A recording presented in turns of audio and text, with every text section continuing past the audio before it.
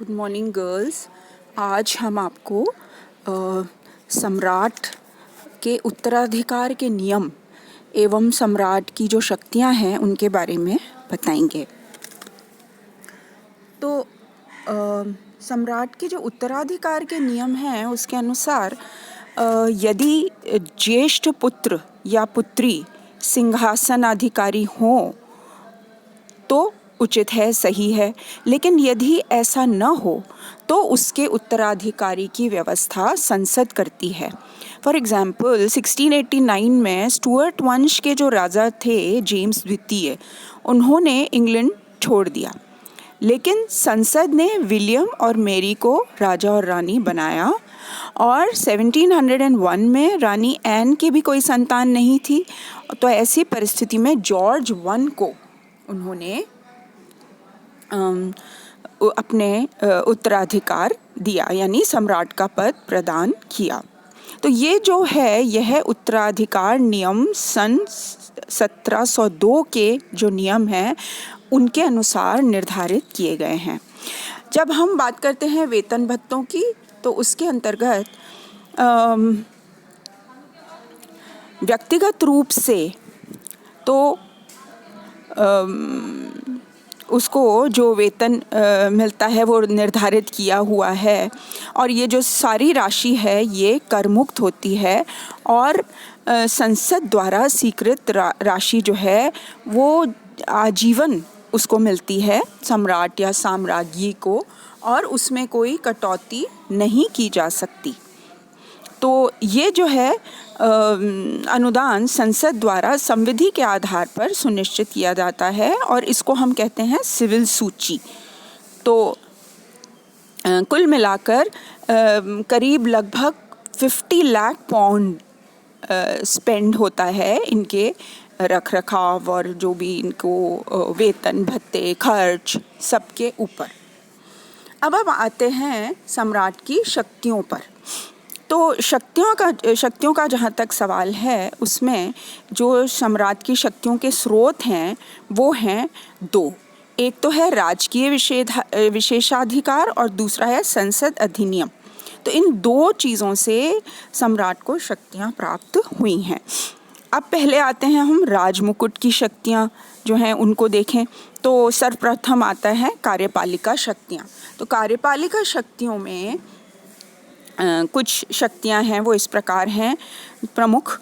जैसे मेन जो कार्य है राजमुकुट का वह है राष्ट्रीय कानूनों को क्रियान्वित करना, यानी सब कुछ उनके सिग्नेचर से ही होता है। जो भी सम्राट या साम्राज्ञी होती हैं उनके सिग्नेचर से सारे कार्य होते हैं। दूसरा है प्रधानमंत्री की नियुक्ति करना। जब इलेक्शंस हो जाते हैं उसके बाद जो ये चलन है कि जो मेजॉरिटी पार्टी यानी बहुमत वाली वाला जो दल है उसका जो लीडर है उसको प्रधानमंत्री के रूप में इनवाइट किया जाता है, और नियुक्ति जो है वो सम्राट ही करता है, और उसके परामर्श से अन्य मंत्रियों की नियुक्ति भी वह करता है। तीसरी बात है कि जल थल और नभ सेना के जितने भी पदाधिकारी हैं वो राजमुकुट द्वारा ही नियुक्त किए जाते हैं। और ग्रेट ब्रिटेन में जो अन्य विदेशी राज्यों से जो संबंध हैं, औपनिवेशिक राज्य, अधीनस्थ प्रदेशों का शासन, वह भी राजमुकुट के द्वारा ही निर्धारित और संपादित किया जाता है। फिर राजमुकुट ही जो विभिन्न देशों में राजदूतों की नियुक्ति होती है वह भी राजमुकुट ही करता है। युद्ध की घोषणा है किसी देश पर या संधि वार्ता है वह भी जो है राजमुकुट के नाम से ही होती है।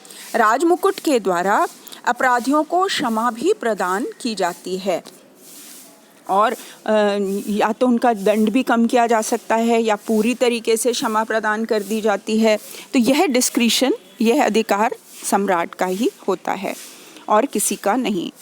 स्थानीय स्वशासन की देखभाल जो है वह भी राजमुकुट ही करता है, क्योंकि जो वहाँ इंग्लैंड है वहाँ पर जो स्थानीय सरकार है वह केंद्रीय सरकार के अधीन है। एक और शक्ति जो है कार्यपालिका वह है राष्ट्रीय कोष का नियंत्रण और संचालन। तो जो भी उनका जो राष्ट्रीय कोष है उसमें जो भी राशि उसमें से निकलती है या जमा होती है वह भी सम्राट के हस्ताक्षर बिना नहीं हो सकती। और मंत्रीगण व्यक्तिगत या सामूहिक रूप से जो भी कार्य करते हैं वो राजमुकुट के नाम से ही किए जाते हैं। तो ये हो गया हमारी सम्राट की कार्यपालिका शक्तियाँ। अब आते हैं हम व्यवस्थापन संबंधी शक्तियों पर।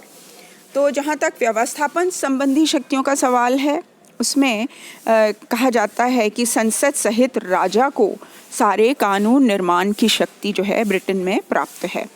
पहली शक्ति जो है वह है कि संसद के दोनों सदन जो हैं, द्वितीय सदन यानी लॉर्ड सभा और हाउस ऑफ कॉमन्स, वो उसके अंतर्गत जो लॉर्ड सभा के निर्माण के संबंध में राजमुकुट को समस्त शक्तियां प्राप्त हैं और पेयर बनाने का अधिकार भी राजमुकुट को ही है।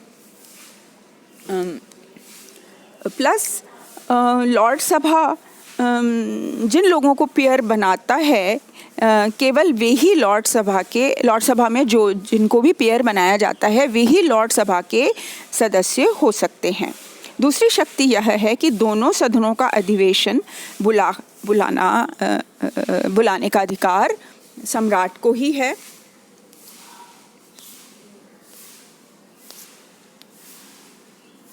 और अधिवेशन बुलाने का अधिकार भी सम्राट को है। इसके अलावा स्थगित करने का अधिकार भी सम्राट को है। फिर संसद के आरंभ में जो ओपनिंग भाषण होता है वो सम्राट देता है, जिसमें देश की जो नीति है उसके ऊपर प्रकाश डाला जाता है। और जो भी भाषण है वो तो मंत्री तैयार करते हैं, लेकिन परिवर्तन जो है वो सम्राट उसमें नहीं कर सकता।